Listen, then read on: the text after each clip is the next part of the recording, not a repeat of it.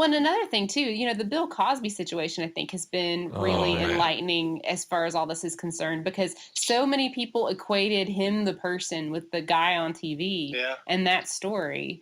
That people are experiencing almost like a sense of loss as these allegations come out and seem to be gaining some momentum and seem to have some truth to them. There's the reaction people have had, like, oh, he can't do that because the Bill Cosby they knew from TV doesn't seem to be lining up with the Bill Cosby that these women experienced. And you see some people sort of delighting in it if they did not agree with his ideology, and then you see other people really kind of mourning it. But that's an example too of somebody whose art, as much as it touches us and as much as we can appreciate it and laugh and see ourselves in it, and as great a storyteller as he was, that his art still wasn't him. I drew a Cartesian graph the other day um, about that concept, specifically thinking about Bill Cosby, because that's something that's really bugged me. um, a person is not their work. A person makes their work, and their work carries their stamp, but a person is not their work. And the way I know that is you can have people who are basically good character of integrity who make good work. And you can have good people of integrity who make really bad work.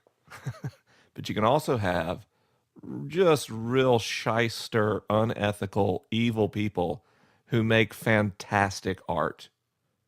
And then in like the worst case, you have a terrible person who makes terrible art. And it's sort of this quadrant, right? So what happened is that the grief comes from we thought Bill Cosby was in, the top right, and it turns out he was in the bottom right. Good work, but not the hero we believed him to be. Now, so what the question for me is, does that undermine his work?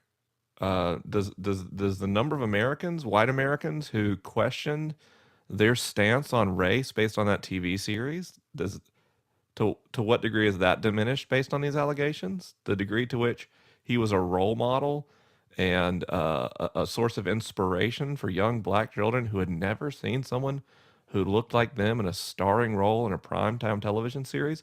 Those things are still true. It just turns out it's also true. Apparently, it appears that he was doing some very, very awful things to women frequently. Um, and so if we allow ourselves to invest ourselves in a parasocial relationship with Bill Cosby, this can become traumatic psychologically to us. However, if we maintain what I think is a more healthy mentality of appreciating people's work or not, then we're less likely to be personally devastated or to lash out when people stumble. That doesn't mean I think we turn away and ignore the issue. I think anytime suffering or abuse is happening, it must be addressed.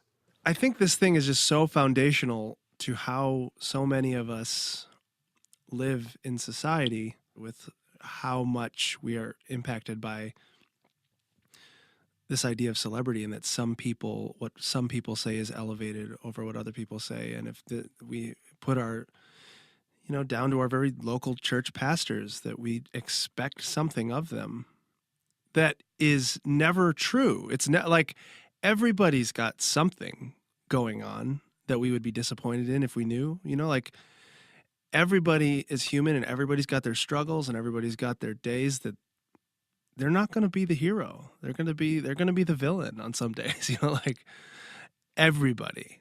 And we don't want that. We don't like we don't like our leaders to be human beings that are flawed. And in a healthy way, I think all of us should be disappointed and even angered by the Bill Cosby situation.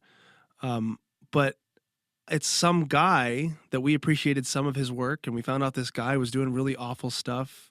It shouldn't devastate to the heart where now I question other things or whatever. And I don't see any difference in the church and the secular world in this area at all. I think the church has just used religious language, and actually sometimes it's worse, I feel like, in the church, because you have the religious authority bestowed upon celebrity. Yeah, it's the view that not only is this person famous, they're famous because God wants them to be successful because they must be teaching the truth. Yeah. Like if we like somebody and we like what they have to say, we'll say that their celebrity is a gift from God. If we don't like what somebody says, then we say that their celebrity is just them selling out and them capitulating to culture or bowing to pressure. When I guess maybe it's just I'm trying to say that how we feel about sort of well-known figures says a lot about ourselves and what we value, and speaks to a lot of the tribalism, which I think is kind of the what's behind so much of Christian celebrity.